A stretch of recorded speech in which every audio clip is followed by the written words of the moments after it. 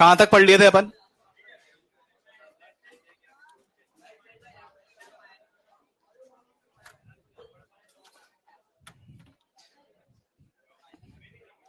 कौन से टॉपिक तक हो गया था बेटा?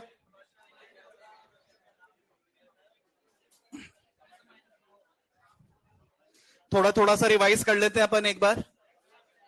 भूल गए होंगे भाई तुम लोग। तो सबसे पहले अपन ने लॉग एंटी लॉग सीखे थे, याद है क्या वैल्यूज?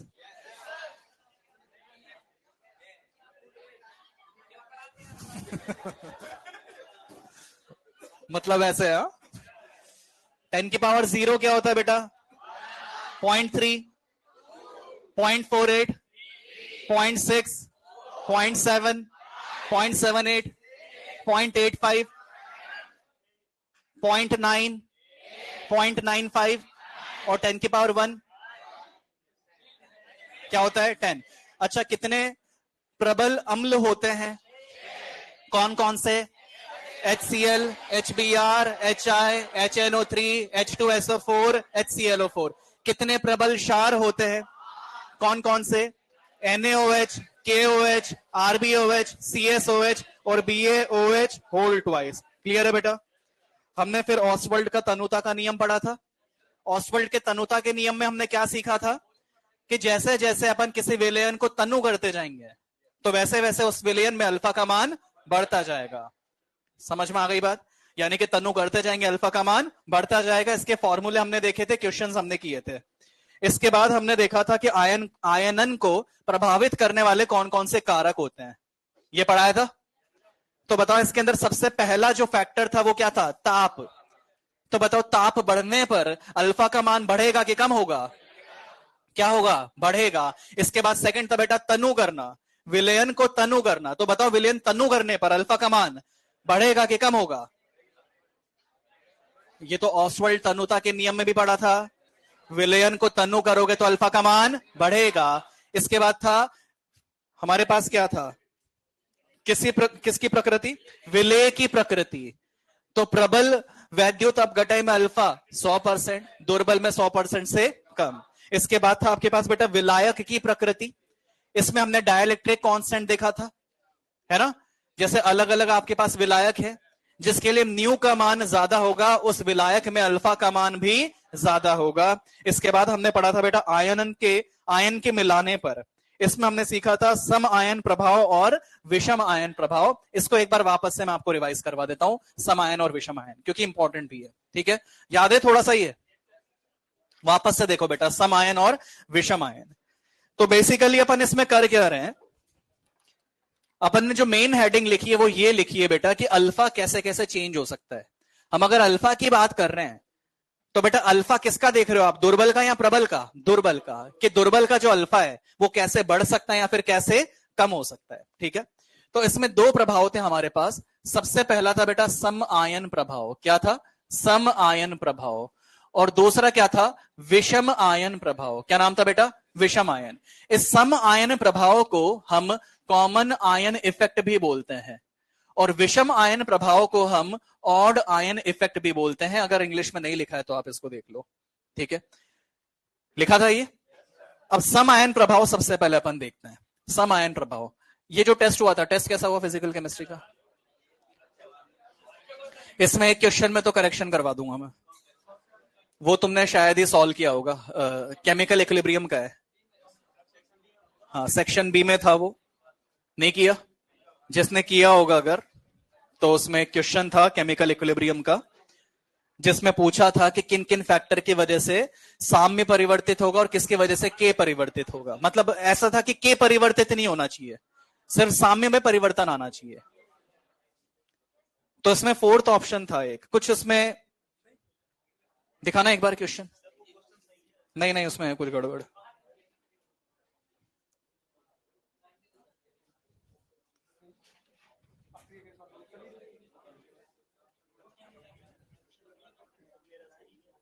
अच्छा, इसमें सही है ना? ये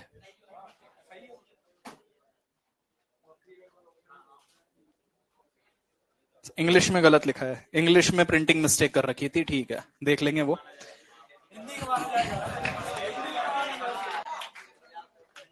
बाकी एक क्वेश्चन तुमने गलत किया होगा मोल कंसेप्ट का, ज्यादातर बच्चों ने गलत किया होगा वो। हाँ,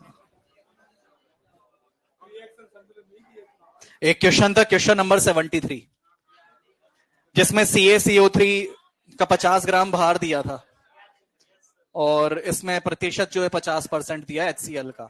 पहली चीज तो कभी भी क्वेश्चन में अगर रिएक्टेंट का परसेंटेज दिया है मतलब वो शुद्धता प्रतिशत है।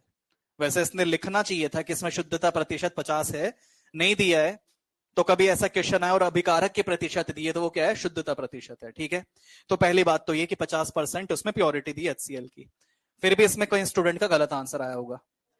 उस क्वेश्चन को अगर आप ध्यान से पढ़ोगे तो आप देखो प्रोडक्ट की तरफ में हाइड्रोजन कितने हैं। अगर आपके पास है पेपर, प्रोडक्ट की तरफ क्वेश्चन नंबर 73 है, प्रोडक्ट की तरफ कितने हाइड्रोजन हैं, 2, और रिएक्टेंट की तरफ कितने हैं। तो क्या अभिक्रिया संतुलित है क्या? तो हमारी आदत क्या होती है, हम फ्लो में सीधे सॉल्व करना चालू कर देते हैं। मगर आप ध्यान रखना, नीट में भी कभी ऐसा हो गया तो फ्लो में अपन गलती कर देंगे, पर आप ध्यान रखना कि बैलेंस भी है कि नहीं है। ठीक है, और वो बहुत टफ नहीं होता है पता करना, सीधे सिर्फ एटम ही तो काउंट करने। तो इस क्वेश्चन को इसलिए दिया था ताकि अपन एक बार चेक भी करें कि भाई बैलेंस है कि नहीं है। ठीक है, बैलेंस कर लोगे तो आंसर आ जाएगा फिर इसमें। ठीक है, बाकी तो और कुछ इसमें है नहीं।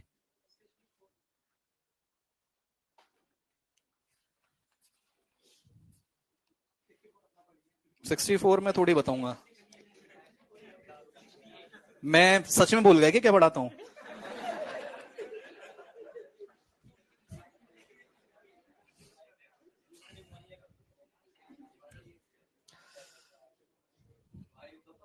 अब ये क्लास के बाहर पूछ लेना, सिंपल क्वेश्चन है, मैंने फॉर्मूला लिखवा रखा है इसका। तो अपन जैसा अब इसको समझते हैं, अपन सम आयन प्रभाव को समझते हैं बेटा। मैंने लिया लेट सपोज HCN, ठीक है, HCN कैसे वियोजित होगा, H प्लस और Cn माइनस। ठीक है, ये ऐसे वियोजित हो गया। तो ये जो सम आयन प्रभाव या विषम आयन प्रभाव है, इसके अंदर अपन कर क्या रहे हैं, आपके पास पहले जल था, जल में हमने एक दुर्बल वैद्युत अपघटय मिलाया, या तो दुर्बल अम्ल मिलाया या फिर दुर्बल क्षार मिलाया, टूटा, साम्य आया, जितना अल्फा मिलना था उतना मिल चुका है, जितना टूटना था उतना टूट चुका है, इक्विलिब्रियम आ चुका है। अब इसके बाद में एक इलेक्ट्रोलाइट और अपन मिला रहे हैं, जिस इलेक्ट्रोलाइट से आपको और आयंस मिल रहे हैं, जिसको हम क्या बोल रहे हैं, मिक्सिंग ऑफ आयंस, आयन का मिश्रण। तो उस आयन के मिलने से अल्फा पर क्या फर्क पड़ सकता है, वो अपन दो पार्ट में देख रहे हैं कि हो सकता है कि आप बाद में जो मिला रहे हो उसके मिलाने से या तो अल्फा बढ़ सकता है या फिर अल्फा कम हो सकता है। तो सम आयन प्रभाव में अल्फा कम होता है और विषम आयन प्रभाव में अल्फा बढ़ता है। कैसे बढ़ता है या कम होता है वो सीख रहे हैं अपन। मान लो कि हमने इसके अंदर HCl मिला दिया, तो HCl पानी में जाके पूरा पूरा टूटेगा H प्लस और Cl माइनस में। हमने केमिकल इक्विलिब्रियम में लीच एटिलियर प्रिंसिपल पढ़ा था, लेश आतेलिये का नियम पढ़ा था। उसमें मुझे ये बताओ बेटा, हमने क्या सीखा था कि अगर प्रोडक्ट बढ़ाओगे तो अभिक्रिया कहां शिफ्ट होगी, फॉरवर्ड या बैकवर्ड? प्रोडक्ट बढ़ाने पर, रिएक्टेंट बढ़ाने पर, प्रोडक्ट कम होने पर, प्रोडक्ट कम होने पर फॉरवर्ड, और रिएक्टेंट कम होने पर, तो बेटा वही लीची एटिलियर यहां लग रहा है। तो मुझे बताओ कि इक्विलिब्रियम तो ऊपर वाले में ही था ना, जैसे अपन ने HCl मिलाया तो क्या मैं बोल सकता हूं कि कुल मिला के हमने इस H प्लस की सांद्रता बढ़ा दी, यानी कि प्रोडक्ट की कंसंट्रेशन बढ़ा दी। और अगर प्रोडक्ट की कंसंट्रेशन बढ़ेगी तो शिफ्टिंग का होगा, फॉरवर्ड या बैकवर्ड? अगर बैकवर्ड शिफ्टिंग होगा तो अल्फा बढ़ेगा कि कम होगा? कम होगा, क्योंकि फॉरवर्ड शिफ्ट होता तो और टूटता, अगर बैकवर्ड शिफ्ट हो रहा है तो टूटने की जगह क्या हो गया, बनना शुरू हो गया। तो अल्फा का मान बढ़ा कि कम हुआ? कम हुआ।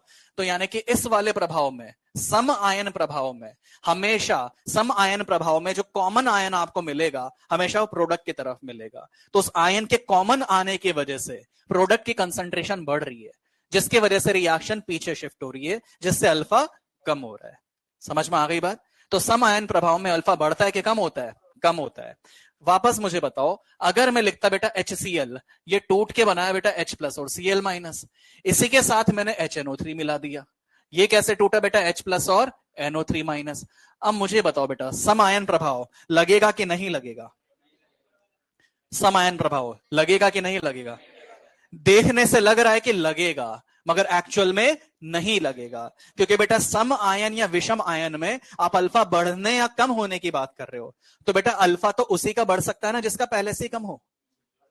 यस और नो? दूसरी बात देखो, अगर आप सोच रहे हो कि सर पीछे शिफ्ट होनी चाहिए, तो पीछे तो तब शिफ्ट होती ना जब रिवर्सिबल होती। क्या रिएक्शन रिवर्सिबल है? जब रिवर्सिबल ही नहीं तो पीछे कैसे शिफ्ट होगी? हमने तो ये सीखा कि पीछे शिफ्ट होती है। और पीछे कब शिफ्ट होगी? जब रिवर्सिबल होगी। रिवर्सिबल कब होगी? जब इलेक्ट्रोलाइट स्ट्रांग होगा कि वीक होगा? वीक होगा। यानी कि आपको सम आयन या विषम आयन प्रभाव अगर सीखना है तो उसकी कंडीशन क्या है कि कम से कम एक वैद्युत अपघटक कैसा होना चाहिए? प्रबल या दुर्बल? दुर्बल। समझ में आ गई बात? यहां पर एक भी दुर्बल नहीं है, दोनों ही प्रबल हैं, इसीलिए यहां पर जो सम आयन प्रभाव है वो नहीं लगेगा। पॉइंट क्लियर है? अब मुझे बताओ बेटा, मैंने चलो ये तो हमने सीख ही लिया, सम आयन प्रभाव क्लियर है क्या? नोट्स में देख लो एक बार, समझाया था मैंने। विषम आयन भी डिस्कस किए थे क्या? अब विषम आयन समझते हैं बेटा। विषम आयन पहली चीज तो हम बोल किस किस को रहे हैं? H प्लस और OH माइनस को। H प्लस और OH माइनस को हम विषम आयन बोल रहे हैं, ठीक है? इसके अलावा किसी को भी अपन विषम आयन नहीं बोलते, सिर्फ H प्लस OH माइनस को बोलते हैं, ठीक है? मैंने लिया बेटा वापस से HCN है। HCN कैसे टूटा? H प्लस और Cn माइनस में। इसमें हमने मिला दिया NaOH। NaOH मिलाया तो कैसे टूटेगा बेटा? Na प्लस और OH माइनस। अब मुझे बताओ कि H plus OH minus combine होके क्या बनाएंगे? H2O बनाएंगे। तो बताओ इस H2O के बनने के चक्कर में क्या मैं बोल सकता हूं कि फर्स्ट रिएक्शन का उत्पाद कम हो गया, प्रोडक्ट कम हो गया? अगर प्रोडक्ट कम हुआ तो बताओ अभिक्रिया आगे शिफ्ट होगी या बैकवर्ड? आगे शिफ्ट होगी। और अगर रिएक्शन आगे शिफ्ट हो रही है तो अल्फा का मान बढ़ेगा। बढ़ेगा कम होगा? बढ़ेगा। तो हमने ये सीखा कि सम आयन प्रभाव में अल्फा कम होता है और विषम आयन में अल्फा बढ़ता है। इसको दूसरे तरीके से भी समझ सकते हो। बेटा मुझे बताओ, क्या मैं बोल सकता हूं कि H2O के बनने का मतलब जल बनना, और जल मतलब डाइल्यूशन करना, तनु करना, और विलयन को तनु करने पर अल्फा बढ़ता है कि कम होता है? बढ़ता है। तो वैसे समझ लो कि जल बना मतलब विलयन तनु हुआ मतलब अल्फा बढ़ा। बात क्लियर है? अब मुझे बताओ बिल्कुल ऐसे ही, अगर मैंने लिखा NaOH और HCl, अब मुझे बताओ इसमें विषम आयन प्रभाव लगेगा कि नहीं लगेगा? लगेगा कि नहीं लगेगा? नहीं लगेगा। क्यों नहीं लगेगा? क्योंकि विषम आयन प्रभाव में अल्फा बढ़ता है। इनके तो वैसे 100% है, और कितना बढ़ेगा?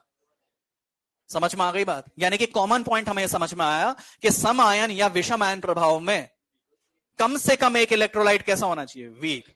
मैंने नोट लिखवाया क्या? अब एक एग्जांपल मैं देता हूं, उसके अंदर आप देखो कि किसमें सम आयन प्रभाव लगेगा, किसमें विषम आयन प्रभाव लगेगा।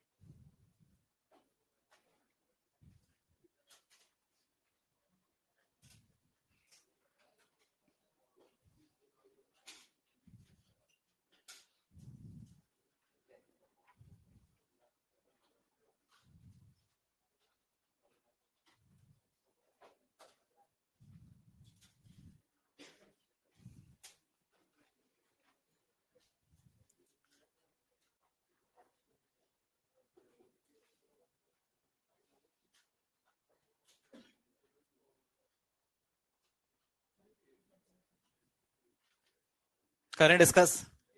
सबसे पहला बताओ बेटा, लगेगा कि नहीं लगेगा? अगर लगता तो कौन सा लगता? अगर लगता तो कौन सा लगता? सम आयन, क्योंकि आयन कॉमन आ रहे हैं। पर क्या लगेगा? क्या नहीं लगेगा। तो यहां पर हमें लिखना चाहिए नो इफेक्ट। दूसरे में बताओ, लगेगा कि नहीं लगेगा? लगेगा ना? कौन सा लगेगा? तो सम आयन लग रहा है क्योंकि कॉमन आयन H प्लस है। और दूसरी कंडीशन होती है कि कम से कम एक इलेक्ट्रोलाइट वीक होना चाहिए, ये वीक है भी। तो यहां पर कौन सा इफेक्ट लगेगा? सम आयन प्रभाव लगेगा, जिसको मैं शॉर्ट में कॉमन आयन इफेक्ट भी बोल सकता हूं। जिस भी एग्जाम्पल में डाउट हो आप पूछ लेना। ये क्लियर है सेकंड एग्जाम्पल? तीसरा सोचो, तीसरा सोचो।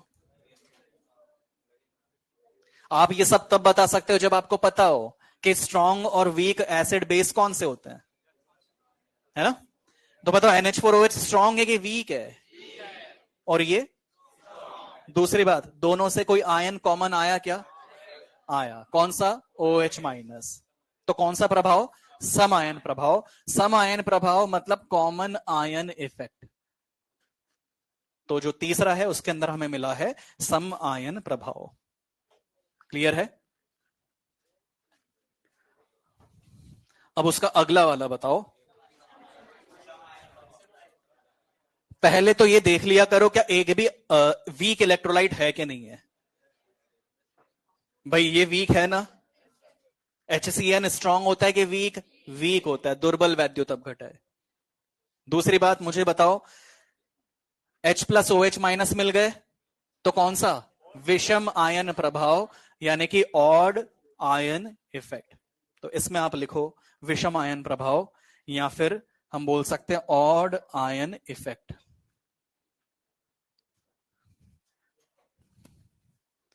Odd ion effect.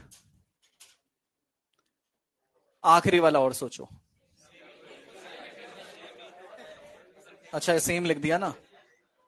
अच्छा एक और मैं लिख रहा हूं, मैंने लिखा KClO4 प्लस HClO4।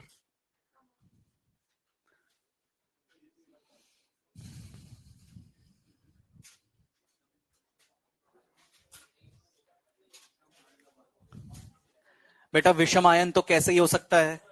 विषम आयन में H और OH चाहिए ना? ये HClO4 है, H तो मिल रहा है, OH कहां है? तो विषम आयन तो हो ही नहीं सकता है। कौन सा प्रभाव है? किस किस को समझ में आ गया समायन होगा? बेटा मुझे बताओ, आप ये देख तो रहे हो कि दोनों कॉमन है, पर एक और कंडीशन भी तो होती है कि कम से कम एक इलेक्ट्रोलाइट कैसा हो? वीक हो। बताओ ये तो लवण है ना? लवण दुर्बल होते हैं या प्रबल? प्रबल। HClO4 भी क्या है? प्रबल। हमें कम से कम एक इलेक्ट्रोलाइट कैसा चाहिए? दुर्बल। एक भी दुर्बल नहीं है, मतलब यहां पर कोई इफेक्ट नहीं लगेगा। तो यहां पर हमें लिखना चाहिए नो इफेक्ट। क्लियर है? दूसरा, अब आता है अपन इसमें कैलकुलेटिव क्वेश्चन पर। अब सुनो एक बात ध्यान से, इधर देखो, इधर देखो, अभी मैं क्वेश्चन में दूंगा आपको। मेरे पास था मान लो HCN, ठीक है? HCN कैसे टूटा? H प्लस और Cn माइनस। वीक एसिड है, सामने आ रहा है, तो फिर इक्विलिब्रियम कांस्टेंट भी लिख सकते हैं इसके लिए। अगर इसके लिए आप K का मान लिखोगे तो K का मान जो होगा वो किसके बराबर होगा? H plus into Cn minus के बराबर, और डिवाइडेड बाय नीचे जो आएगा वो क्या आएगा बेटा? HCN आएगा। ये हमारे पास इसका K का एक्सप्रेशन होगा। बिल्कुल सिंपल सी बात है, यहां तक कोई डाउट है क्या?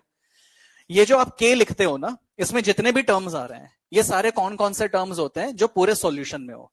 अगर आपने यहां पर H प्लस लिखा है मतलब पूरे सॉल्यूशन में जितने H प्लस होंगे वो लिखना चाहिए। या Cn माइनस लिखा है तो पूरे सॉल्यूशन में जितने Cn माइनस होंगे वो लिखेंगे। ऐसे HCN पूरे सॉल्यूशन में जितने होंगे वो लिखेंगे। समझ में आ गई बात? तो वैसे तो जब H प्लस अपन यहां पर लिखते हैं तो पानी के भी H प्लस लिखने चाहिए, पर जनरली क्या होता है कि पानी से मिलने वाले H प्लस इसके कंपैरिजन में हो सकता है काफी कम हो, तो इसलिए हम कभी कभी H प्लस पानी से मिलने वाले को नेग्लिजिबल मान लेते हैं। अब मैं ये कह रहा हूं आपसे कि मान लो कि अगर मैंने इसी में HCl मिला दिया, मान लो कि ये जो था ये तो था आपके पास मान लो 10 की घात -1 मोलर था। अब मैंने इसमें HCl मिला दिया और ये कैसे टूटेगा, H प्लस और Cl माइनस, और ये मैंने लिया बेटा 1 मोलर। भाई ये तो दुर्बल है, तो ये तो पूरा पूरा टूटेगा नहीं, तो यहां से मिलने वाले H प्लस इतने तो नहीं होंगे, कम होंगे इससे काफी, यस और नो। पर मुझे बताओ ये HCl तो प्रबल है ना, तो HCl से मिलने वाले H प्लस बताओ ये 100% टूट रहा है, तो ये भी 1 ही मोलर होगा ना। अब बेटा ये है आपके पास विलयन, ये विलयन है, पहले सिर्फ HCN था, अब HCl भी मिला दिया, विलयन तैयार हो गया। हमने फिर K का मान लिखने की कोशिश की, तो K का मान तो जिसमें साम्य होगा उसी के लिए लिखोगे, तो मैंने H plus Cn minus HCN। अभी मैंने आपको बोला कि यहां पर जितने भी टर्म्स होंगे वो पूरे सॉल्यूशन के लिखते हैं, कि सॉल्यूशन में कितने H प्लस, सॉल्यूशन में कितने Cn माइनस, सॉल्यूशन में कितने HCN। तो मुझे बताओ कि H प्लस पहले कितने सोर्स थे H प्लस के, 1, मगर अब कितने सोर्स हो गए, 2। तो बताओ यहां पर जो H प्लस लिखना चाहिए वो इस वीक एसिड का लिखना चाहिए या फिर दोनों का सम लिखना चाहिए, दोनों का सम लिखना चाहिए। समझ में आ गई बात। तो कभी भी आपके पास ऐसा क्वेश्चन आ जाए जिसमें एक ही आयन दो जगह से मिल रहा है, तो दोनों का सम लिखते हैं, क्योंकि पूरे सॉल्यूशन की वैल्यू आती है। अब डाउट ये आता है कि सर दोनों का सम लिखना कैसे है। कभी भी आपके पास एक आयन वीक से भी मिला, एक आयन स्ट्रॉन्ग से भी मिला, तो आपको उसके अंदर वीक वाला कॉन्ट्रीब्यूशन काउंट करना ही नहीं है, हमें किसका कंट्रीब्यूशन काउंट करना है, स्ट्रॉन्ग का। क्योंकि बेटा पहले इसकी कंसंट्रेशन जितनी थी, इसका तो अल्फा वैसे बहुत कम है ना। आप याद करो K बराबर C अल्फा स्क्वायर लिखे थे, वैसे तो C alpha square upon 1 minus alpha होता था, हमने अल्फा को 5% से कम माना था। तो बेटा ये 5% से कम टूट रहा है और ये 100% टूट रहा है, ये तो पूरा ही टूट गया, ये बहुत कम टूट रहा है। तो बताओ मेन कंट्रीब्यूशन किसका मिलेगा, स्ट्रॉन्ग का या वीक का। तो यहां पर जो H प्लस आने चाहिए एग्जैक्ट तो दोनों का सम आना चाहिए, पर अप्रोक्सीमेटली हम इसको 1 मोलर लिख सकते हैं। कुछ आया क्या समझ, कुछ आया क्या समझ। भाई आप तो ये सोचो कि मान लो कि ये भी 10 के घात माइनस 1 ही मोलर था, मान लो ये भी 10 के घात माइनस 1 ही मोलर था, तो बताओ यहां से तो पूरे 10 के घात माइनस 1 मोलर मिलेंगे ना, मगर यहां से उतने ही मिलेंगे या कम मिलेंगे। तो बताओ मेन कॉन्ट्रीब्यूशन H प्लस का किसकी वजह से होगा, स्ट्रॉन्ग या वीक, स्ट्रॉन्ग। तो यहां पर हमें लिखना चाहिए 10 के घात माइनस 1 मोलर, अगर हमने इतना लिया है तो। कुछ आ रहा है समझ में। आप ऐसे सोचो, दो दोस्त थे, दोनों के पास पैसे थे बराबर बराबर, एक कंजूस था और एक पूरे पूरे पैसे देने वाला था। जैसे मान लो आप कहीं गए, है ना, 4-5 दोस्त थे, कहीं घूमने गए, है ना, और अब कहीं होटल वोटल पे खाना खाने गए, कुछ कहीं रेस्टोरेंट वगैरह में, कहीं पर भी कुछ कहीं आप घूमने गए, आपको पता है इसके पास पैसे, तो पूरे पैसा खर्च नहीं करता, तो आपको पहले से ही पता होगा कि ये जाएगा भी सही तो 10-5 रुपए ऑटो वोटो के कॉमन दे देगा, उसके बाद 1 रुपए नहीं निकालने वाला है ना। तो मुझे बताओ कि जो पैसा दिया, जो पूरे पूरे पैसे दे रहा उसी की तो काउंट करोगे, जिसने ऑटो का पैसा दिया उसको थोड़ी काउंट करोगे। ऐसा ऐसा लगेगा अरे ये तो आता है सिर्फ ऐसे साथ साथ में खा पी के चला जाता है। तो मुझे बताओ मेन कंट्रीब्यूशन, मतलब मैं ये कह रहा हूं, मान लो ऐसे सोचो कि मान लो दो दोस्त थे, एक दोस्त एक था, एक दोस्त दो, 1 और 2, A और B के नाम से थे। तुम डॉक्टर बन गए, बढ़िया पैसे कमा लिए तुमने, मगर एक की तो आदत अभी भी नहीं छूटी, स्टूडेंट लाइफ में जैसे कंजूसी करते थे बिल्कुल बाद में भी वैसे कंजूस है। मॉल में गए, बढ़िया 1-1 लाख रुपए 2-2 लाख रुपए लेके गए दोनों, ठीक है। अब शॉपिंग कर रहे हैं, एक तो पूरे पूरे खर्च कर रहा है, जो अच्छा लग रहा है वो ले रहा है, जो अच्छा लग रहा है वो ले रहा है ना, और दूसरा क्या कर रहा है, बस साथ साथ में हेल्प कर रहा है, हाँ भाई हाँ ये अच्छा लग रहा है ये ले ले तू।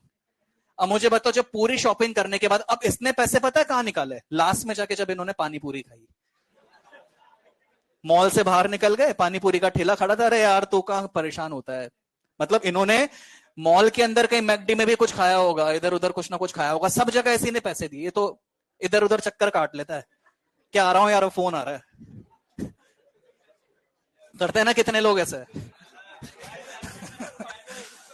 तो मुझे बताओ लास्ट में जाके इसने अगर पैसे दिए भी सही, तो मुझे बताओ क्या अपन ये बोलेंगे कि इसने पैसे खर्च किए हैं, अपन बोलेंगे कि भाई ये आया था इसने पूरे पूरे पैसे खर्च किए, मतलब पैसे इसने भी दिए इसने भी दिए, मगर मेन कंट्रीब्यूशन किसका था, ए का या बी का, ए का। तो वैसे तो H प्लस आपको इससे भी मिलेगा इससे भी मिलेगा, मगर इससे मिलने वाले H प्लस क्या होंगे, नेग्लिजिबल, नगण्य। तो मेन कंट्रीब्यूशन जो H प्लस का है वो किससे आएगा, HCl से। समझ में आया। अब मुझे बताओ अगर मान लो इसी एसिड के अंदर HCl ना लेके हमारे पास होता H2SO4 और ये 1 मोलर होता, तो मुझे बताओ कि 1 मोलर H2SO4 है, यहां पर जो H प्लस पुट करोगे वो कितना पुट करोगे, भाई ये तो 10 के घात माइनस 1 मोलर है और ये 1 मोलर है, तो बताओ कैसे टूटेगा, 2H plus plus SO4 minus 2, ऐसे ही तो टूटेगा। तो बताओ इसके 1 से कितने और यहां से कम मिलेंगे ना, और तो बताओ H प्लस यहां से भी मिला, यहां से भी मिला, मगर मेन कॉन्ट्रीब्यूशन किसका लोगे, स्ट्रॉन्ग का या वीक का, स्ट्रॉन्ग का। यानी कि यहां अगर आप H प्लस लिखने वाले हो तो कितना लिखोगे, 2 मोलर लिखोगे। कुछ समझ में आ रहा है क्या? अगर थोड़ा सा अच्छा क्वेश्चन उसको बनाना हुआ तो ऐसा बन सकता है, बहुत टफ भी नहीं है मगर सिंपल क्वेश्चन है, बन सकता है ऐसा क्वेश्चन। क्वेश्चन देखते हैं अपन एक, उससे थोड़ा सा क्लियर होगा आपको।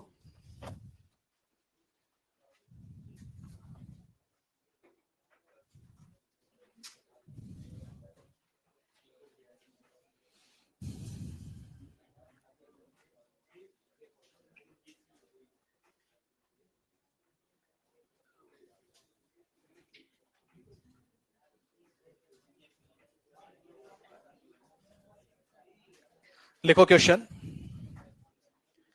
1 मोलर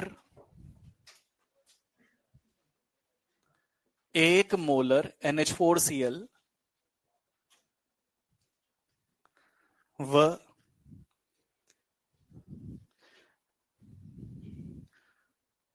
10⁻² मोलर NH4OH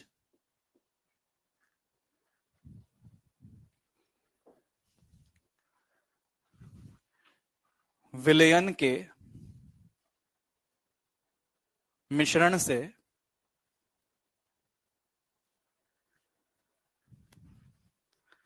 प्राप्त होने वाली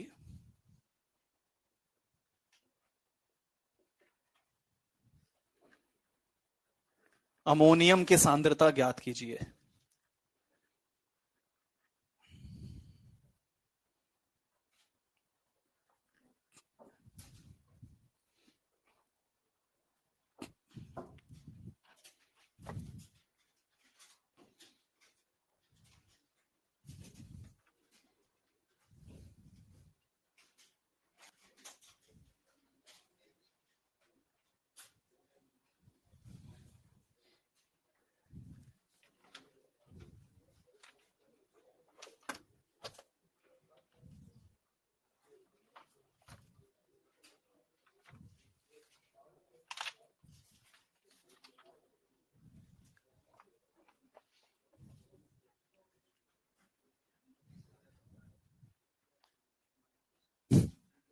इतना क्या मेहनत कर रहे हो? क्या पूछा है, अमोनियम। तो अमोनियम यहां से भी मिलेगा, यहां से भी मिलेगा, मगर मेन कहां से मिलेगा, स्ट्रॉन्ग से या वीक से, स्ट्रॉन्ग से। तो बताओ यहां से कितना मिलेगा अमोनियम, 1। अमोनियम क्लोराइड अगर टूटेगा तो कैसे टूटेगा, अमोनियम क्लोराइड अगर टूटेगा तो ऐसे टूटेगा, NH4Cl टूटेगा, NH4 प्लस अलग और Cl माइनस अलग। तो ये 1 है तो ये भी कितना होगा, 1। तो आंसर क्या आएगा, 1 मोलर। आया क्या समझ, क्लियर है क्या?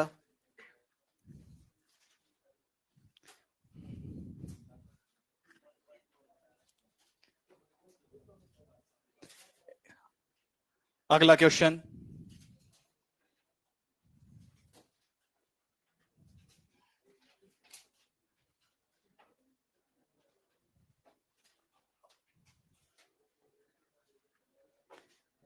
अब इसको ध्यान से पढ़ना, सिली मिस्टेक मत करना। लिखो, 1 मोलर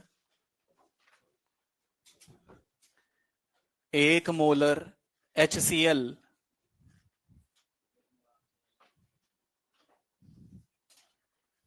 व M/10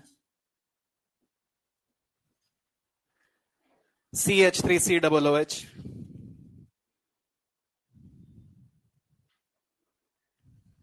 मिश्रण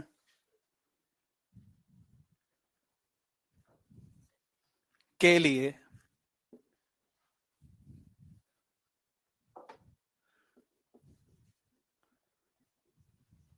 ये ऐसे लिखो, CH3COO माइनस, स्क्वायर ब्रैकेट से लिखा है ना इसको, इसका मतलब क्या है, सांद्रता ज्ञात करनी है हमें।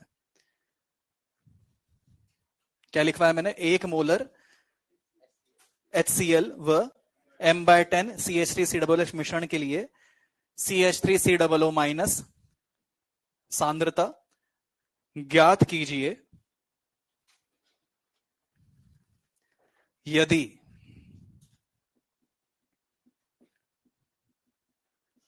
ये वैल्यू लिखो बेटा,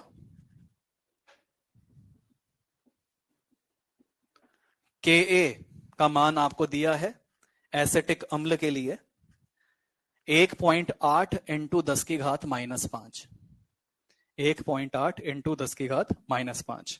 अब सोचो कैसे सॉल्व करेंगे। सबसे पहले तो दोनों की अभिक्रिया लिख लो बेटा, कैसे टूटेगा।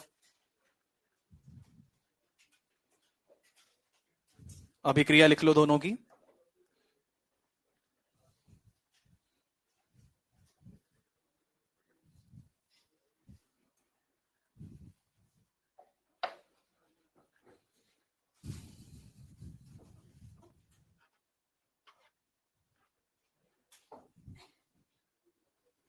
देखो कैसी होगी अभिक्रिया। ये एक तो आपके पास CH3COOH होगा बेटा, कैसे टूटेगा ये CH3COO माइनस प्लस साथ में क्या आएगा बेटा H प्लस, और एक और आपके पास क्या है बेटा HCl है। तो HCl कैसे टूटेगा H प्लस और Cl माइनस। अब आपको क्या क्या दिया है, आपको क्या HCl की सांद्रता दी है क्या, HCl कितना दिया है 1 मोलर, और एसिटिक के लिए m/10 बोला है ना, m/10 का मतलब होता है 1/10, और m साइड में लिख सकते हो आप। तो सांद्रता आपको 10 की घात -1 दी है, तो ये मैं लिख देता हूं 10 की घात -1। यहां तक समझ में आया। आपसे क्या पूछा है बेटा, अगर आपसे H प्लस की सांद्रता पूछता तो सबसे इजी था। बताओ H प्लस की सांद्रता कितनी होती है, 1 होती है, क्योंकि यहां से मिलने वाला H प्लस कम होगा, यहां से मिलने वाला H प्लस ज्यादा होगा। मिल तो दोनों जगह से रहे हैं, मगर मेन कहां से मिलेगा, प्रबल से। तो H प्लस की सांद्रता कितनी होती है 1 मोलर, मगर हमसे H प्लस की सांद्रता नहीं पूछी है, हमसे किसकी पूछी है, एसिटेट अम्ल की पूछी है। तो मुझे बताओ कि हम K का मान लिख सकते हैं क्या, बताओ K का एक्सप्रेशन कैसा होगा, इसको समझो बेटा ध्यान से, अच्छा क्वेश्चन है ये। CH3COO माइनस H प्लस और नीचे आएगा बेटा CH3COOH, भाई ऐसे ही तो लिखेंगे ना बेटा। अब आप ये देखो कि आपसे पूछा क्या है, आपसे पूछा ये पूछा है ना, इसका मतलब बाकी सब पता होना चाहिए हमारे पास में। तो मुझे बताओ क्या K गिवन है, क्या H प्लस भी आ चुका है, और क्या एसिटिक की भी सांद्रता दी है क्या, कितनी दी है m/10। तो बेटा सब आपको गिवन है, यही हमें निकालना था। करो सॉल्व।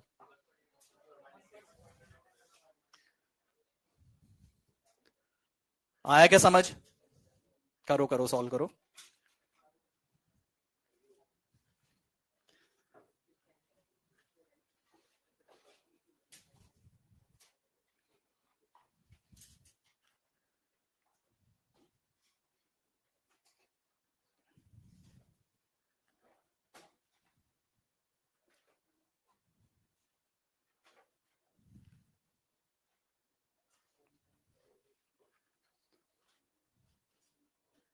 अब वाले टेस्ट के अंदर आयनिक आएगा और मोल आएगा, मोल तो आएगा ही है ना। पूछो ना तुम, डाउट वगैरह पूछो, कोई दिक्कत नहीं है। बाकी बहुत ज्यादा सिलेबस नहीं देता हूं मैं कि पता चले कल टेस्ट एक दिन पहले तक सिलेबस ही नहीं हो रहा है, तो उसका मतलब मैं 7 दिन का तो गैप वैसे कोशिश करता हूं, क्योंकि तुम्हें टाइम मिलेगा तभी तो क्वेश्चन सॉल्व करोगे। पता चले मतलब टाइम ही नहीं मिल पा रहा है प्रैक्टिस करने का, और कॉन्फिडेंस वैसे खत्म हो रहा है, तुम सोच रहे हो कि तुम्हारे नंबर नहीं आ रहे, तुमने कुछ गड़बड़ की होगी। तो इसीलिए मैं तो 7 दिन का गैप देता हूं। आयनिक इसलिए नहीं दिया था ताकि इस बार पूरा चैप्टर एक साथ आ जाए, ठीक है।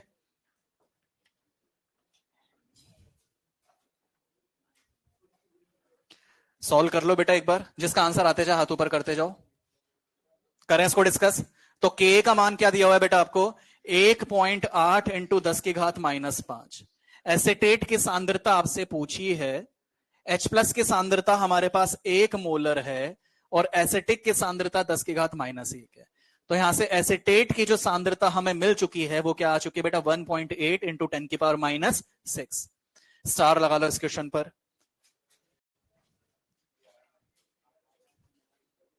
यहां तक क्लियर है बेटा, मॉड्यूल लाओ, मॉड्यूल निकालो।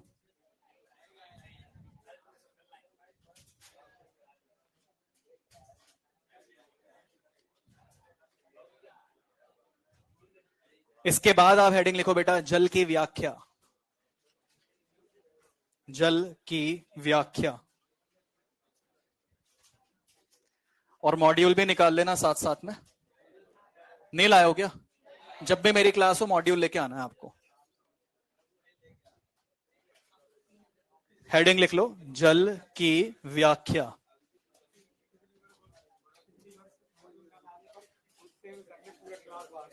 किसने? मॉड्यूल लाने पर, ना लाने पर। जल की व्याख्या लिख लिया हेडिंग। अब इसको समझो ध्यान से। इधर देखो बेटा, एकदम सिंपल पार्ट है, इसको समझते हैं।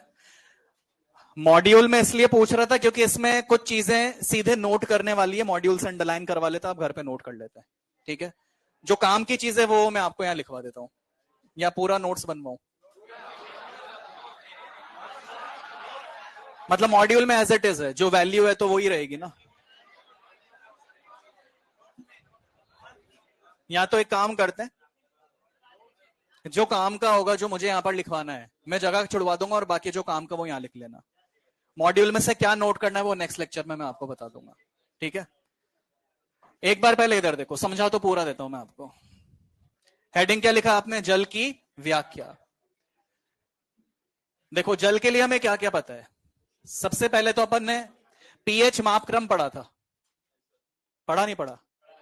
पीएच मापक्रम में हमने देखा था कि 7 पर न्यूट्रल उदासीन होता है विलयन, 7 से कम पर अम्लीय होता है, 7 से ज्यादा पर क्षारीय होता है। पीएच प्लस पीओएच का मान क्या होता है? 14 होता है। यह सब हमने पढ़ा था, तो वही सब एक बार अपन देखते हैं। 25 डिग्री सेल्सियस पर हमें क्या क्या पता है कि H plus into OH minus जो होता है वो 10 की घात -14 के बराबर होता है। दोनों तरफ माइनस लॉग अगर आप ले लोगे तो पीएच प्लस पीओएच जो होता है वो 14 के बराबर होता है। दूसरी बात, जनरल फॉर्मूला हमें क्या पता होता है कि जो पीएच होता है वो माइनस लॉग H प्लस के बराबर होता है, और इसी तरह से पीओएच जो होता है वो माइनस लॉग OH माइनस के बराबर होता है। अगर हमें H प्लस पता है तो पीएच ऐसे निकल सकता है, और अगर हमें पीएच पता है और पीएच से अगर H प्लस निकालना है तो 10 की घात माइनस पीएच, ऐसे हम निकाल सकते हैं, ठीक है। इसी तरह से OH माइनस क्या होगा? 10 की घात माइनस POH, ठीक है। किसी के साथ भी अगर P लिखा है इसका मतलब माइनस लॉग है। अगर मैंने लिखा है मान लो PK, क्या लिखा है बेटा? PK, इसका मतलब ये क्या बेटा? माइनस लॉग के। क्या है? माइनस लॉग के। पूरे चैप्टर में PK कई बार आएगा, PKA, PKB, PKH, PKW। तो कहीं पर भी अगर PK लिखा है मतलब माइनस लॉग है वो। सोचो, मुझे बताओ कि बेटा अगर के पता है तो माइनस लॉग लेने से क्या मिल जाएगा? पी के। तो बताओ, पी के पता है तो के कैसे आएगा? रिलेट करो भाई। एच प्लस से पीएच कैसे आया? पीएच से एच प्लस कैसे आया? 10 की घात माइनस पीएच। ये कैसे आया? 10 की घात माइनस पीओएच। तो बताओ ये क्या होगा? 10 की घात माइनस पी के होगा। भाई कैसे आएगा? देखो इधर, मान लो मैंने लिखा माइनस लॉग, मैंने लिखा पी के बराबर माइनस लॉग के, मैंने ऐसे लिखा। अब मुझे यहां से क्या ज्ञात करना है? मान लो के का मान ज्ञात करना है, तो के का मान ज्ञात करने के लिए दोनों तरफ माइनस लगा दूंगा, तो लॉग के बराबर माइनस पी के हो जाएगा। यहां से अगर हमें के ज्ञात करना है तो लॉग को हटाना पड़ेगा। लॉग हटाने के लिए दोनों तरफ क्या लेना पड़ेगा? Anti log. दोनों तरफ एंटी लॉग लूंगा तो इधर तो के, और माइनस पी के का एंटी लॉग 10 की घात माइनस पी के होगा कि नहीं होगा? क्योंकि हमने पढ़ा था कि x का एंटीलॉग 10 की पावर x होता है, तो माइनस पी के का एंटीलॉग क्या होगा? 10 की पावर माइनस पी के। तो मैंने वही लिखा हुआ है। यहां तक क्लियर है क्या? अब अपन अगर शुद्ध जल की बात करें तो शुद्ध जल के लिए हमें क्या पता है कि H प्लस और OH माइनस दोनों क्या होंगे? बराबर। और 25 डिग्री सेल्सियस पर इसका मान क्या होगा? 10 की घात -7। इसी तरह से पीएच और पीओएच भी क्या होंगे? बराबर। और ये किसके बराबर होगा? 7। ये सारी कहानी किस पर हो गई? 25 डिग्री सेल्सियस पर। अब एक चीज नोटिस करो आप, जल टूटेगा कैसे? ये टूटता कैसे? ये टूटता बेटा H प्लस और OH माइनस। अगर आप जल का पीएच बता रहे हो, इसका मतलब जल में H प्लस आयंस होने चाहिए थे, क्योंकि H प्लस आयंस थे तभी तो पीएच आया। तो बेटा जल में सिर्फ H प्लस आयंस थोड़ी होते हैं, जल में तो OH माइनस आयंस भी होते हैं। और अगर जल में OH माइनस आयंस है, इसका मतलब जल के लिए हमें क्या मिल सकता है? POH भी।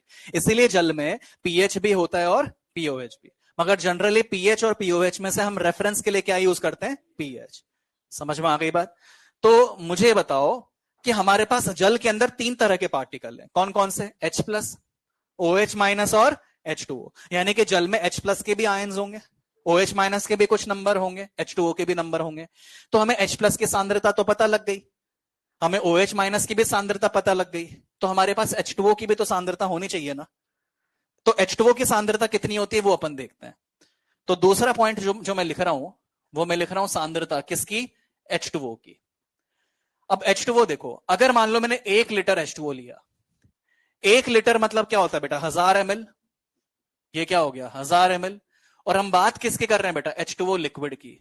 इस H2O लिक्विड का डेंसिटी क्या होता है? इस H2O लिक्विड का डेंसिटी क्या होता है? 25 डिग्री सेल्सियस पर क्या होता है? 1 ग्राम प्रति ml। बेटा डेंसिटी का फॉर्मूला होता है mass by volume. Mass by volume करने पर 1 कब आएगा? जब ऊपर और नीचे वाली वैल्यू सेम होगी। जैसे 2/2, 3/3, मतलब जो वैल्यू मास की वही वैल्यू किसकी? वॉल्यूम की। तो मुझे बताओ 500 ml अगर वॉल्यूम है तो मास कितना होगा? 500 ग्राम। अगर 1000 ml वॉल्यूम है तो मास कितना होगा? 1000 ग्राम। यस और नो? अब मुझे बताओ अगर मैं मोल ज्ञात करूं इस 1 लीटर में, 1 लीटर जल में मोल ज्ञात करूं, तो बेटा भार बाय मोलर भार कितना आएगा? 55.5। अब किसी के डाउट आ सकता है, सर मोल आपने ऐसे क्यों निकाला? सर मोल 22.4 से डिवाइड करके भी तो निकाल सकते थे। बेटा 22.4 से तब डिवाइड करते हैं, अब कोई कह रहा है सर एसटीपी एनटीपी दिया ही नहीं है। बेटा एसटीपी एनटीपी से मतलब नहीं, पहले भौतिक अवस्था तो देखोगे। वो किसके लिए होता है? गैस के लिए। ये क्या है? लिक्विड है। तो एसटीपी एनटीपी से कोई मतलब नहीं है, भौतिक अवस्था इसकी लिक्विड है। गैस होती है, एसटीपी एनटीपी होता तब अपन सोचते 22.4, मगर ये क्या है? लिक्विड है। अब मुझे बताओ कि सांद्रता का जो फॉर्मूला होता है वो क्या होता है बेटा? मोल बटा आयतन। तो मुझे बताओ क्या 1 लीटर का मोल आ चुका है क्या? कितने आ गए? 55.5। कितना आ गया बेटा? 55.5। किसमें? 1 लीटर आयतन में। तो मुझे बताओ मोलरता कितनी आ गई आपके पास? 55.5। क्या आ गया बेटा? मोलर आ गया। क्या आ गया? 55.5 मोलर। तो जैसे सांद्रता आपके पास H प्लस की थी, कितनी? 10 की घात -7। OH माइनस की कितनी थी? 10 की घात -7। ऐसे जल की कितनी आ गई? 55.5। अब मुझे एक सिंपल सी चीज बताओ बेटा, ये कितने आयतन के लिए निकाला? तो 1 लीटर के लिए 55.5, तो 2 लीटर के लिए क्या इंटू 2 कर दोगे क्या? गलती से ये मत कर देना कि 2 लीटर के लिए ज्ञात करो, क्योंकि सोचो बेटा अगर 2 लीटर के लिए ज्ञात करोगे तो मोल डबल होंगे तो आयतन भी तो डबल होगा। हमने पहले भी पढ़ा था गहन और विस्तीर्ण गुणधर्म, याद आ रहा है कुछ? मोलरता, डेंसिटी, है ना, ये सब अमाउंट पे डिपेंड नहीं करते। ऐसा नहीं कि जो पानी का ग्लास आया था इसकी डेंसिटी 1 ग्राम पर ml है, आधा ग्लास पानी पी जाऊंगा तो 0.5 रह जाएगी, ऐसा होगा क्या? नहीं, घनत्व तो उतना ही रहेगा ना। यस और नो? तो वही चीज मोलरता के साथ है। मोलरता ऐसा नहीं कि 1 लीटर के लिए निकाला है सर, 2 लीटर के लिए क्या होगा? 1 लीटर, 2 लीटर, 3 लीटर, यदि ताप सेम है तो वैल्यू भी सेम ही होगी इसकी। यहां तक क्लियर है? अब मुझे बताओ, कुल मिला के ये समझ में आ रहा है कि इतने पानी के मॉलिक्यूल से आपको H प्लस मिले, ये मिले नहीं मिले? मुझे बताओ कि जल पूरा पूरा टूटा है क्या? अगर जल पूरा टूटता तो सिर्फ H प्लस OH माइनस ही तो मिलते हैं, जल में H2O तो मिलता ही नहीं ना। जल में पानी खुद तो होगा ही ना मेरे भाई। तो इसका मतलब क्या पानी पूरा टूटा है क्या? नहीं टूटा ना, ज्यादा टूटा कि कम टूटा?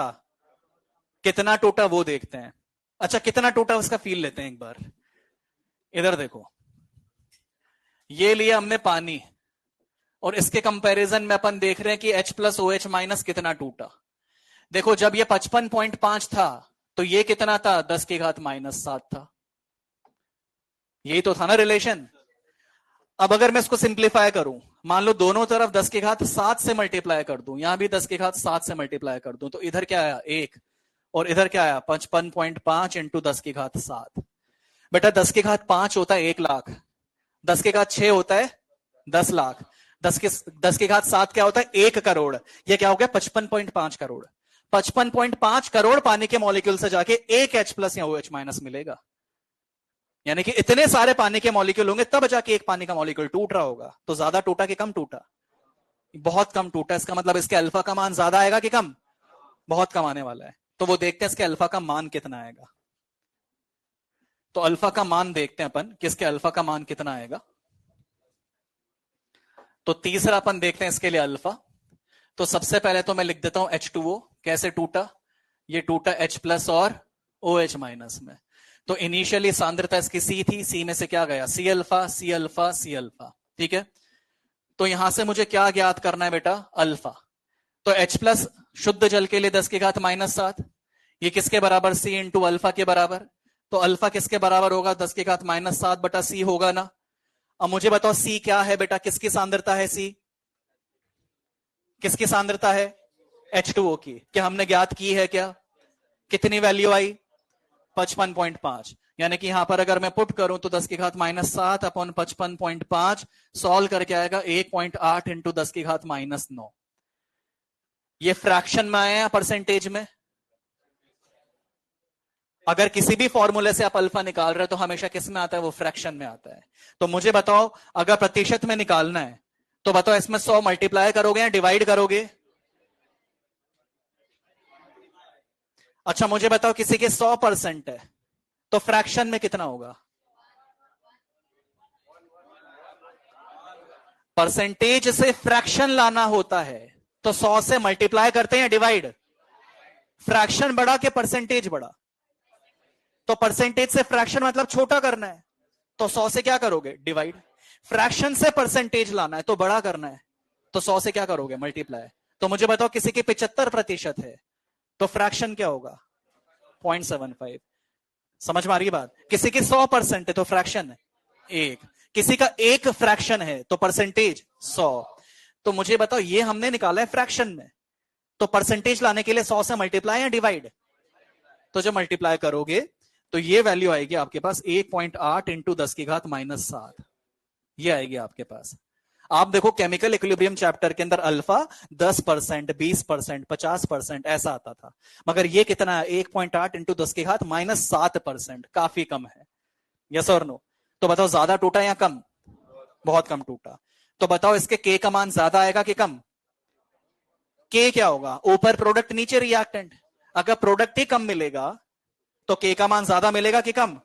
कम मिलेगा। तो अपन देखते हैं कि साम्य तो आएगा, है ना। तो साम्य नियतांक कितना होगा? जितना भी आएगा पहले से ही फील आ रहा है कि बहुत कम आएगा। तो अपन के का मान देखते हैं इसके लिए। तो अगर मैं साम्य नियतांक के की बात करूं तो बेटा के का एक्सप्रेशन क्या मुझे कुछ ऐसे ही लिखना चाहिए? H plus into OH minus divided by नीचे क्या आएगा? H2O। अब मुझे ये बताओ बेटा, H प्लस, भाई मुझे ये बताओ कि H प्लस अपॉन H2O, इसका मान पुट करते हैं 10 की घात -7 इंटू 10 की घात -7 अपॉन नीचे 55.5। यही तो है ना वैल्यू। तो मुझे बताओ 10 की घात -7 अपॉन 55.5 के कैलकुलेट कर चुके हैं क्या? कितना आया था? 1.8 इंटू 10 की घात -9। एक्स्ट्रा और क्या आ गया? तो सॉल्व करके आएगा 1.8 इंटू 10 की घात -16। 1.8 इंटू 10 की घात -16। तो हमें पहले से ही फील आ रहा था कि भाई के का मान इसका क्या आने वाला है? बहुत कम आने वाला है। अब यहां से सबसे इंपॉर्टेंट जो अपने काम का है ना, वो अब आएगा। KW, नाम सुना ना KW? वो सबसे इंपॉर्टेंट है।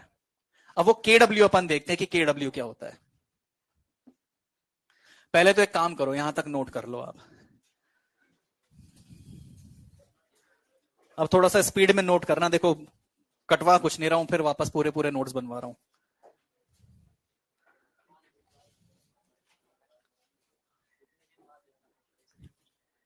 इतने दिन बाद लिखना पड़ रहा है, फिजिक्स में भी तो लिखते ही होंगे।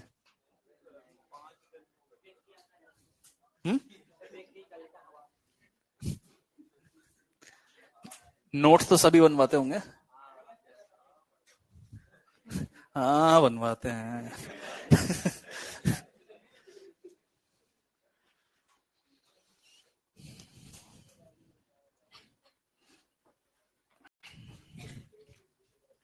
कितने टेस्ट हो गए? अब 3 टेस्ट के बाद अब जाके किसी किसी को थोड़ी थोड़ी सी टेंशन हुई होगी।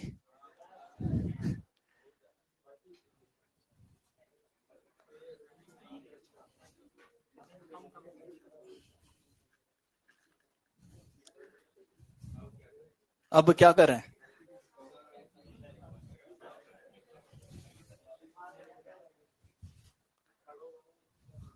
पढ़ाई तो सभी कर रहे हैं, यहाँ पर मजदूरी थोड़ी कर रहा है कोई।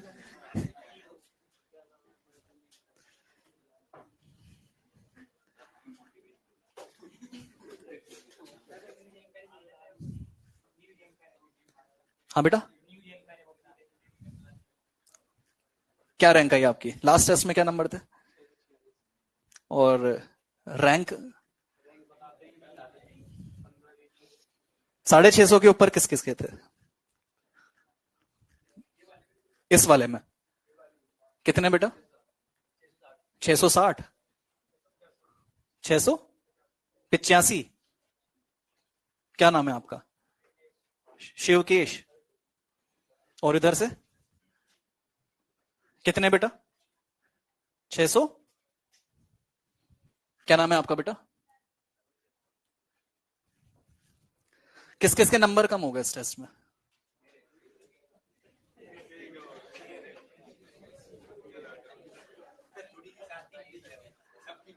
सब मोह माया, मेरी बात सुनो आप। पहली चीज तो ये दिमाग से निकाल दो यार, नंबर कम हो गए पता नहीं क्या हो रहा है। अभी वापस नया टेस्ट आने वाला है, 21 दिन का वापस से आपको गैप मिल रहा है ना? तो इस बार वापस से पूरे पूरे 21 दिन में ही है ना टेस्ट, तो पूरे अच्छे से एफर्ट करो। बहुत सिंपल होता है कि नंबर कम क्यों आ रहा है उसको पता करना, ठीक है?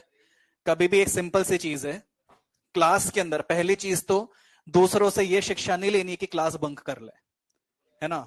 ये बिल्कुल गलत बात है। क्लास पूरी पूरी अटेंड करनी है। जो बंक कर रहे हैं उनको करने तो उनका नुकसान हो रहा है, बाद में जाके उनको रियलाइज होगा गलती कर दी।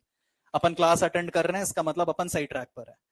तो इसका मतलब सिर्फ क्लास से तो कुछ नहीं हो रहा है सर, हम तो डेली क्लास आ रहे हैं फिर भी नंबर कम आ रहे हैं। इसका मतलब सिर्फ क्लास अटेंड करने से नहीं होगा, मेन किससे होगा कि घर पे जाके पढ़ाई कैसे कर रहे हो। समझ में आ गई बात? अब आपका घर का जो टाइम है ना उसको आपको अच्छे से यूटिलाइज करना है। पहले तो आपके दिमाग में ये क्लियर होना चाहिए, पहली प्रायोरिटी तो क्लास अटेंड करना, वहां ध्यान से सुनना। उसके बाद क्लास का जितना भी हमने पढ़ा है वो घर जाके कैसे इंप्लीमेंट कर रहे हैं वो सबसे जरूरी है। आप कम से कम कोशिश करो 6 से 8 घंटे तक निकालने की। अगर किसी के 3 घंटे हो रहे हैं 4 घंटे हो रहे हैं इसका मतलब आप उतना नहीं कर पाओगे जितना करना चाहिए था। कंपलसरी नहीं है करना, कॉन्फिडेंस आपका ही बढ़ेगा जितनी ज्यादा प्रैक्टिस करोगे। ऐसा कोई फिक्स रूल नहीं है कि ये करके चले जाओ हो जाएगा, हो भी सकता है नहीं भी हो सकता है। समझ में आ गई बात? कई बार क्या होता है एग्जाम में क्वेश्चन आया, अपने को टाइम लगता है, लेंथी लगता है पेपर। लेंथी लगने का रीजन होता है कि हमें सोचना पड़ रहा है। कई बार ऐसे क्वेश्चंस होते हैं जो अगर किसी ने देखे हुए होते हैं ना तो उसी से सॉल्व होते हैं। जिसने देखे नहीं हुए होते तो उसको लगता है सॉल्व कैसे होगा। तो वो देखा हुआ आपको कब लगेगा? जब पहले आप ज्यादा से ज्यादा प्रैक्टिस करके रखोगे। समझे मेरी बात? इसीलिए आपको ज्यादा प्रैक्टिस तब कर पाओगे जब आप घर का टाइम पूरा पूरा निकाल रहे हो। अब ये जो घर का टाइम है ना, इसके अंदर मैक्सिमम स्टूडेंट्स जो होते हैं जो पढ़ाई करते हैं वो एकदम लास्ट वीक में करते हैं। वो सबसे गलत होता है। अगर आप सबसे लास्ट वीक में पढ़ाई कर रहे हो ना तो इसका मतलब अपने दिमाग पर एक साथ प्रेशर डाल रहे हो। आप सब एक साथ करने की कोशिश कर रहे हो, दिमाग उतना एक साथ ले ही नहीं पाएगा। उतना सब एक साथ करने के चक्कर में क्या होगा कि आप सिर्फ ऊपर ऊपर से सीखोगे, थोड़ा सा भी क्वेश्चन ट्विस्ट हुआ तो फिर आप नहीं कर पाओगे। सरफेस लेवल की नॉलेज ली है इसका मतलब आपने पूरा अच्छे से टाइम दिया ही नहीं है, सीखे ही नहीं हो आप, उसको रट लिया हमने एक तरीके से। तो आपको अगर सीखना है तो पहले दिन से पूरा पूरा अच्छे से पढ़ना चाहिए। और वो कब पढ़ पाओगे आप? जब आप सबसे पहले तो डिस्ट्रैक्शंस को खत्म करोगे।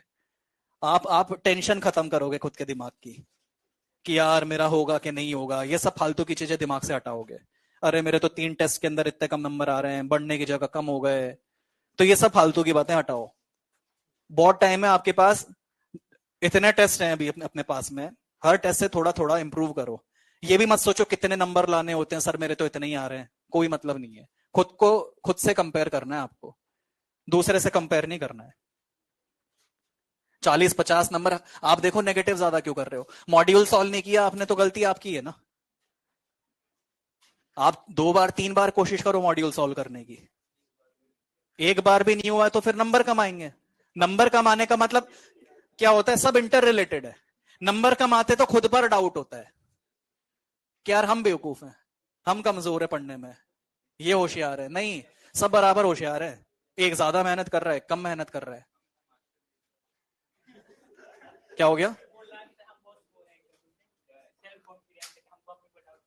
हाँ, तो सेल्फ कॉन्फिडेंट तो होना ही चाहिए। अच्छा, टीचर डिमोटिवेट हो जाते हैं।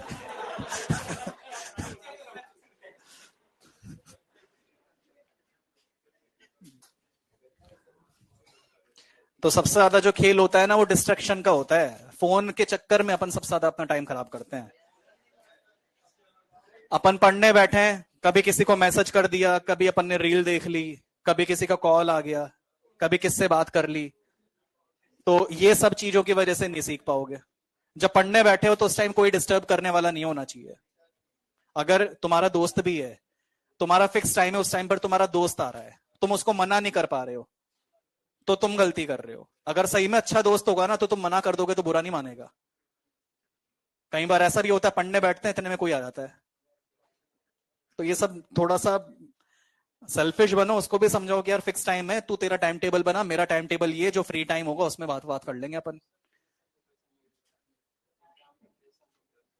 नहीं, एग्जाम का प्रेशर तो मैनेज हो जाता है जब आप इस पार्ट को अच्छे से मैनेज करोगे।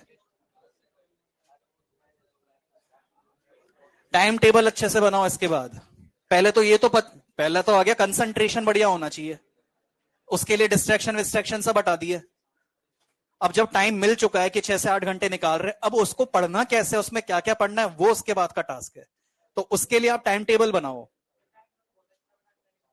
तो उसके पहले का पार्ट ये है। और 100% फॉलो भी नहीं कर पाएगा, कम से कम कोशिश तो करेगा उसको फॉलो करने की। तो टाइम टेबल बनाना चाहिए। हर दिन सुबह सुबह उठ के आपको पता होना चाहिए कि आज पूरे दिन भर में क्या क्या करना है, ये खत्म करना है, क्या खत्म करना है। अपन क्या करते हैं, अपन फ्लो फ्लो में बस अगले दिन का अगले दिन देखेंगे। घर गए, इच्छा हुई थोड़ा सा नींद निकाल ली, उठे, ये उठा लिया, वो उठा लिया, ऐसा नहीं चलेगा। तो ये सारी चीजें हैं, थोड़ा सा देखो। नोट कर लिया यहां तक?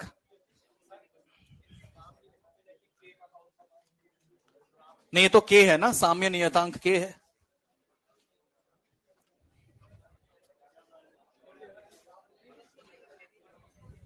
यहां तक लिख लिया क्या बेटा? इसके बाद पांचवा लिखो।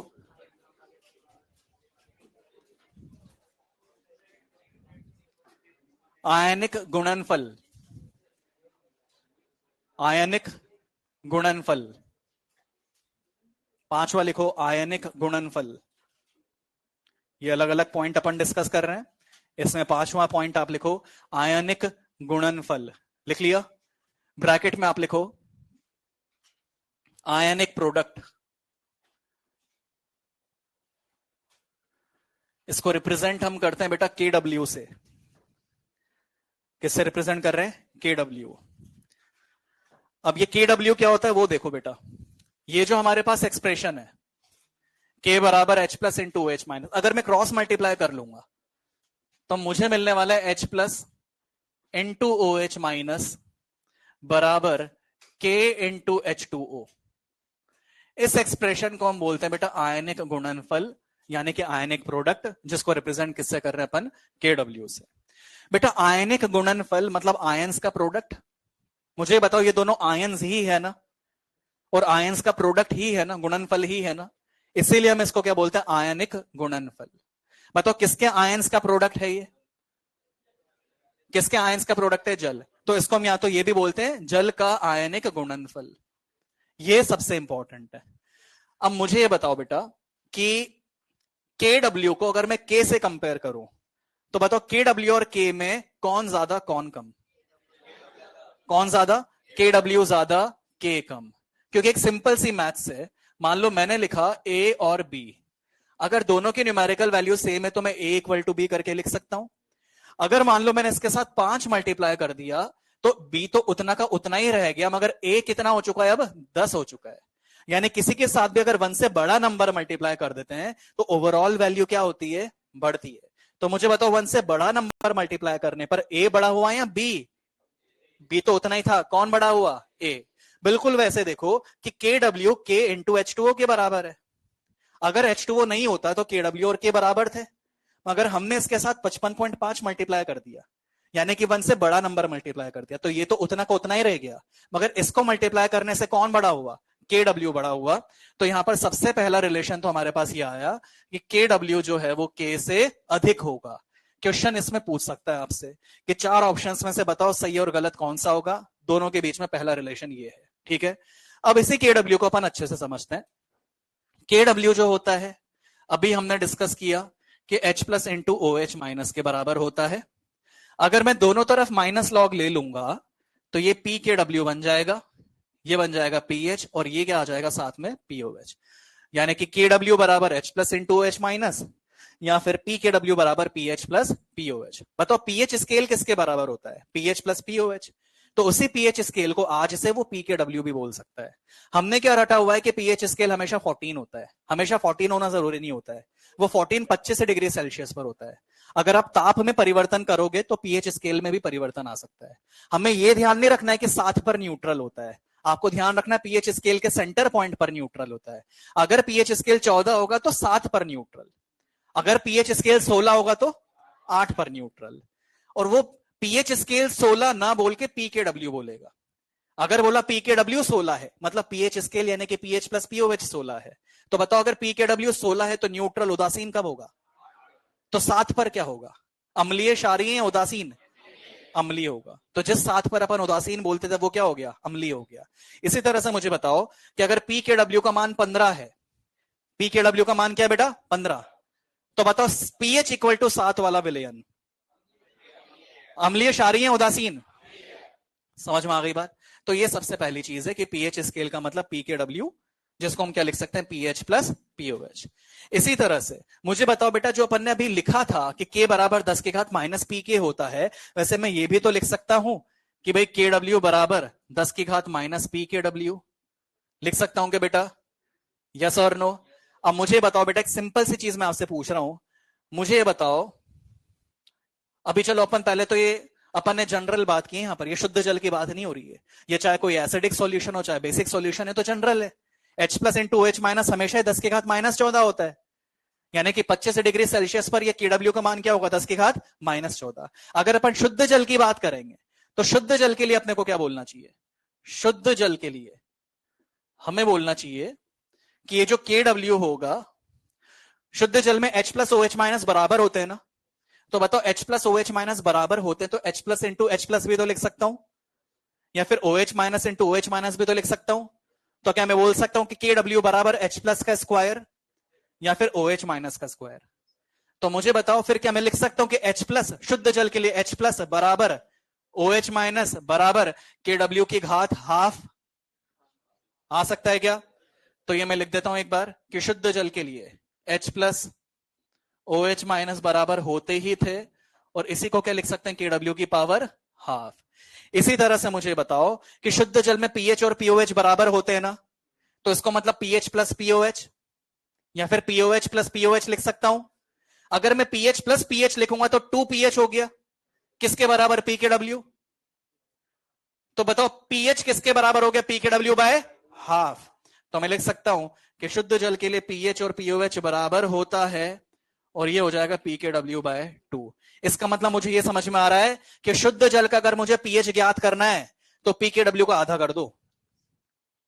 अगर पी के डब्ल्यू का मान 16 है तो शुद्ध जल के लिए पीएच कितना होगा? 16 का आधा 8। कुछ आएगा समझ? यानी कि पीएच स्केल को हम कैसे लिख सकते हैं? पीएच स्केल को हम ऐसे लिख सकते हैं, पीएच मापक्रम को हम ऐसे लिख सकते हैं कि पीएच मापक्रम 0 से शुरू होता है, पी के डब्ल्यू पे खत्म होता है ना, जिसमें सेंटर पर क्या होगा? उसके पीएच का मान पी के डब्ल्यू बाय 2। तो बताओ 0 से पी के डब्ल्यू बाय 2 के बीच में कैसा होगा? अम्लीय। और उसके आगे क्या होगा? क्षारीय। और उसके बीच में कैसा होगा? उदासीन। नोट करो। अब जैसे ही अपन ने केडब्ल्यू का नाम लिया ना, अब यहां क्वेश्चन बनता है अलग अलग तरह के।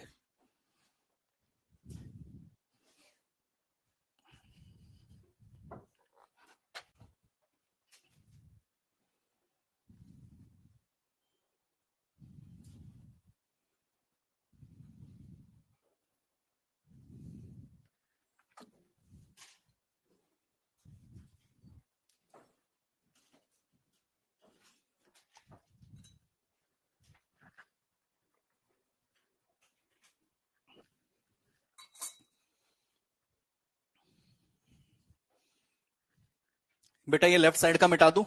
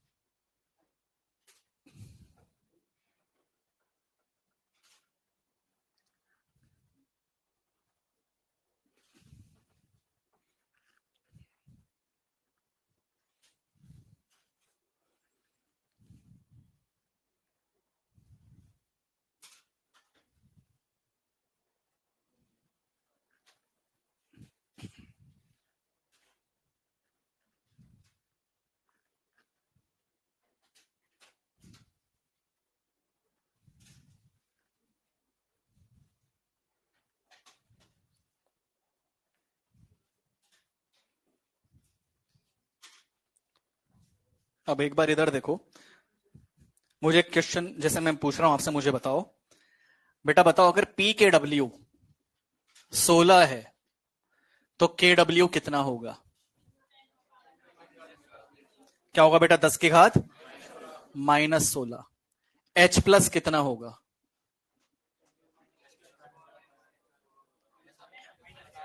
शुद्ध जल की बात कर रहे हैं। एच प्लस कितना होगा? 10 की घात माइनस। ओएच माइनस कितना होगा? पीएच कितना होगा? पीओएच कितना होगा? क्लियर है? अब मुझे बताओ कि अगर शुद्ध जल के लिए पीएच बराबर 7.5 है तो के डब्ल्यू का मान कितना होगा?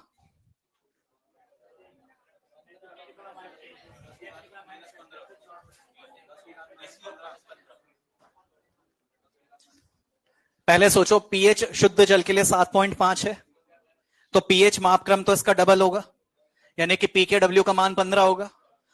यदि पी के डब्ल्यू का मान 15 है तो बताओ के डब्ल्यू और पी के डब्ल्यू का रिलेशन लिखवा है। अगर पी के डब्ल्यू का मान 15 है तो के डब्ल्यू का मान क्या होगा? 10 की घात -15। आएगा समझ? एक और एग्जांपल पूछ रहा हूं, फिर से बताओ। अगर मान लो कि के डब्ल्यू का मान 10 की घात -13 है, 10 की घात -13 है मान लो, तो बताओ H plus O H minus P H P K W.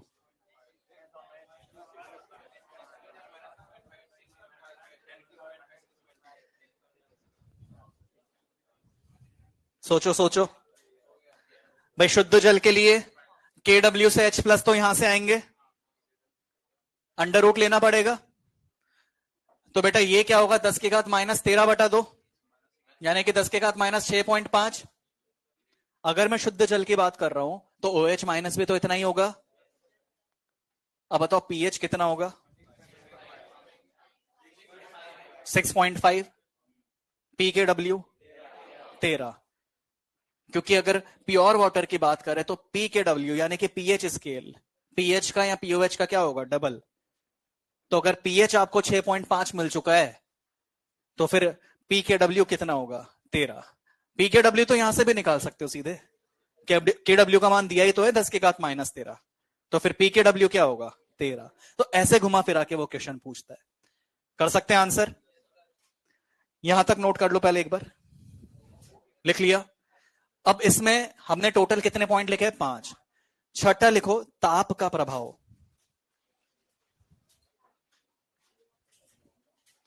ताप का प्रभाव।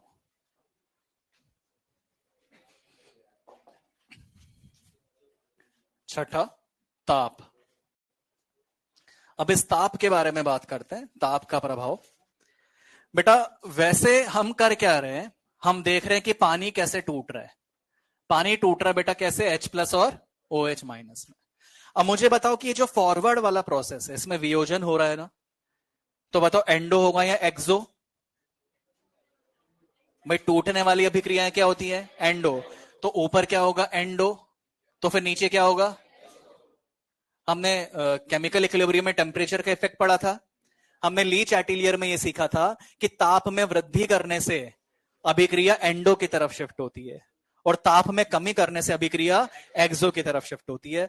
तो ये हमारे पास है, जल इस तरह से वियोजित हो रहा है। यदि मैं ताप में वृद्धि करूंगा तो एंडो की तरफ शिफ्ट होगा। एंडो का है फॉरवर्ड, फॉरवर्ड शिफ्ट होने का मतलब अल्फा बढ़ेगा। अब मुझे बताओ अल्फा बढ़ना मतलब इसका वियोजन होना। अगर ये वियोजित होगा तो H plus O H minus दोनों ही तो मिलेगा। जितना ज्यादा आगे शिफ्ट होगा मतलब H plus O H minus उतना ज्यादा बढ़ेगा। तो मुझे बताओ H प्लस क्या होगा, बढ़ेगा कि कम होगा? बढ़ेगा। ओ एच माइनस बढ़ेगा कम होगा? बढ़ेगा ना। साम्य नियतांक के बताओ। केमिकल इक्विलिब्रियम में हमने सीखा था कि एंडोथर्मिक रिएक्शन में टेम्परेचर बढ़ाने से के बढ़ता है। तो एंडोथर्मिक रिएक्शन है कि नहीं है? तो टेम्परेचर बढ़ाओगे तो के का मान बढ़ेगा। अच्छा KW, बेटा KW किसके बराबर होता है? H plus into O H minus. तो बताओ H प्लस बढ़ा, OH माइनस भी बढ़ा, तो फिर KW भी बढ़ेगा। तो KW भी यहां पर जो होगा बेटा बढ़ेगा। अब मुझे बताओ pH। ऐसे देखो, मान लो मैंने H प्लस लिखा, ये 10 की घात -3 था, तो pH अगर ज्ञात करोगे तो 3 आएगा। H प्लस अगर 10 की घात -5 है तो pH इसका 5 आएगा। तो देखो अगर H प्लस कम हो रहा है तो pH क्या हो रहा है? बढ़ रहा है। तो यानी कि H प्लस और pH में क्या होता है? इनवर्स रिलेशन होता है। जैसे अपन किसी के साथ माइनस लॉग लगाते हैं, P आ जाता है तो रिलेशन इनवर्स हो जाता है। ठीक है। OH माइनस किसके इनवर्स होगा? POH के। K किसके इनवर्स होगा? PK के। यानी कि अगर K ज्यादा तो PK कम, H प्लस ज्यादा तो PH कम, OH माइनस ज्यादा तो POH कम। तो मुझे बताओ H प्लस बढ़ा के कम हुआ तो फिर pH। अब ऐसे बताओ POH क्या होगा? PK। K बढ़ा के कम हुआ तो फिर PK कम होगा। PKW क्या होगा? बेटा PKW क्या होता है? PH plus POH। बेटा जब pH कम हो गया, POH कम हो गया, तो फिर PKW भी क्या होगा? कम। यस और नो? मुझे बताओ pH, PKW को ही तो pH स्केल बोल रहे हैं। ये पूरा pH स्केल किसके बराबर है? PKW। तो मुझे बताओ, अब आप फर्स्ट और लास्ट को रिलेट करो। ताप में वृद्धि करने से pH मापक्रम बढ़ा के कम हुआ? कम हुआ। समझ में आ रही है बात? अब सुनो क्वेश्चन कैसा बनेगा। अगर आपको दे दिया कि PKW का मान 12 है, PKW का मान क्या है? 12, तो आपसे 4 ऑप्शंस में ताप पूछ सकता है कि ताप कितना होगा। ऑप्शंस होंगे 25 डिग्री सेल्सियस, 25 से अधिक, 25 से कम, या फिर कैन नॉट बी प्रिडिक्टेड, ऐसा कुछ होगा।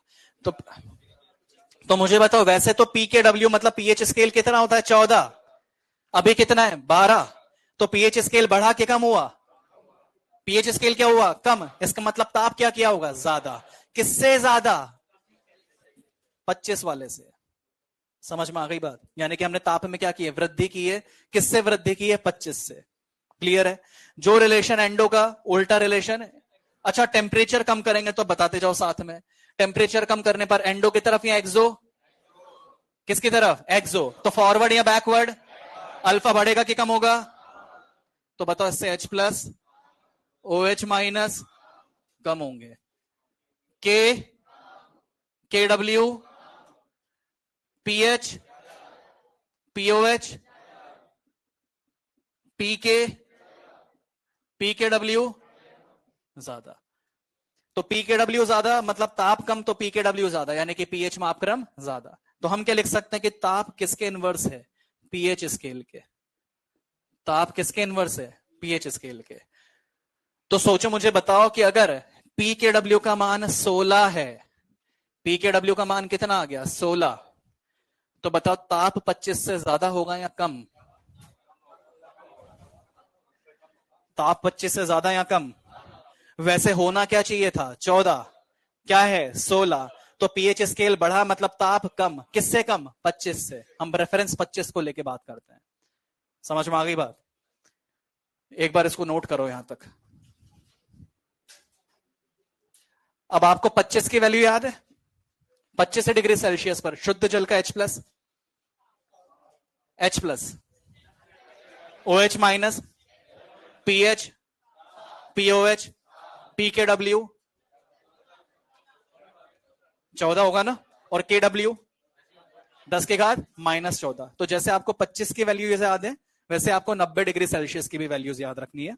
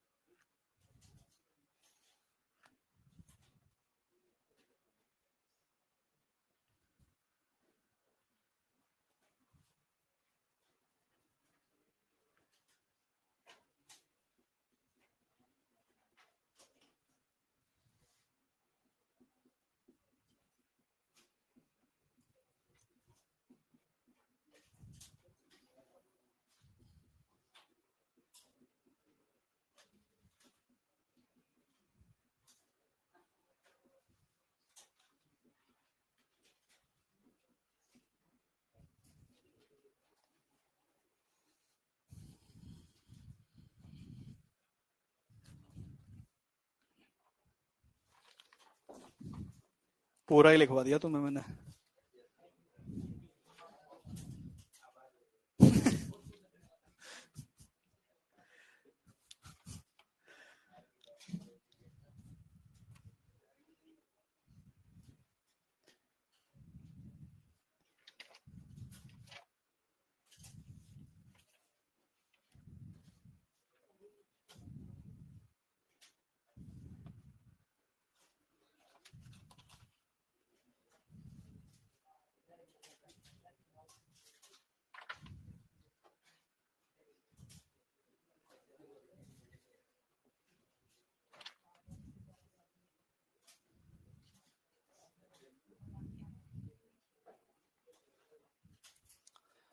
बाकी नेक्स्ट लेक्चर में पढ़ेंगे।